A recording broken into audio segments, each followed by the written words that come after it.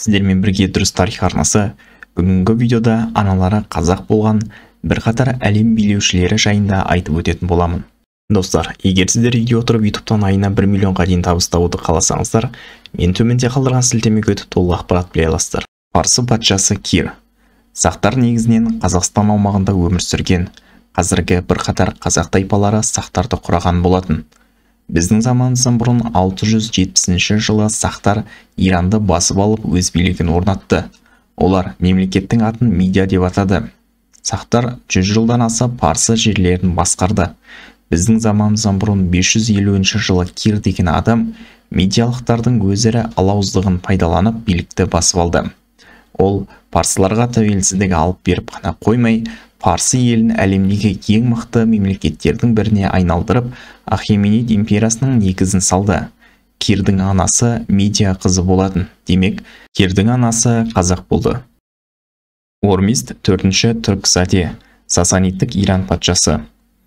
6 ғасырда Бумын хан Алтай мен Шығыс Қазақстандағы қазақ тайпаларын біріктіріп түркі хандығының негізін салды. Бумын хан қайтыс болғанда таққа оның інісі Естемі хан отырды. Ол оңтүстіктегі ғұн эфталиттерді талқандау үшін Сасанидтік Иран патшасы Хосров Ануширванға Қайың деген есімді қызын тұрмысқа берді. Қайың патшайымнан Ормист деген бала дүниеге келіп, Хосров Ануширван қайтыс болғанда таққа отырды. Оның патша болуы Иран билігіне ұнамады, себебі парсылар түркілерді жеп көрді. Түркілер Қазақстан аумағынан Иранға қарай тоқтаусыз шапқыншылықтар ұйымдастырып, парсы халқын аса қатыгез түрде өлтіріп отырды.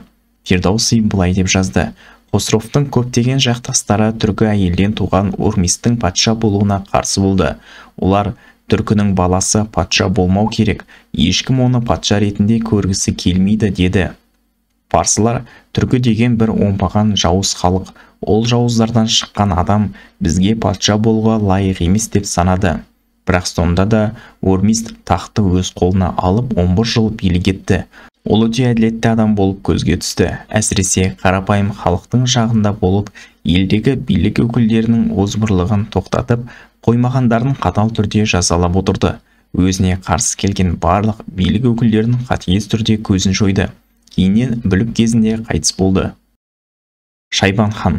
Шайбан Әбілхайыр ханның немересі, әкесі жағынан Шыңғыс ханның ұрпағы, анасы Аққозы мен қазақ ханы Қасымның анасы Жахан бір үйдің апалы сіңлілі қыздары болатын.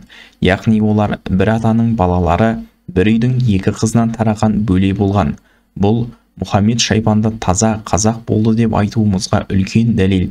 Шайбан қазақтардың өзара соғысында атасы Әбілхайыр иелігінен айырылып, өзіне қарасты қазақтарды ертіп, Мәуереннахрға басып кіріп, Әмір Темір ұрпақтарын жеңіп, Бұхар хандығының негізін салды.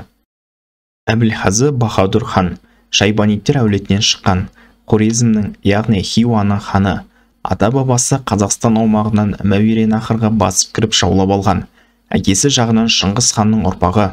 Анасы Мейірбану Арал теңізі маңындағы қазақ руларының ханы Жанғазы сұлтанның қызы. Исмаил шах, Қызылбастар империясы. 9 ғасырдан бастап аққойлылар Қазақстан аумағынан батысқа қарай көше бастады.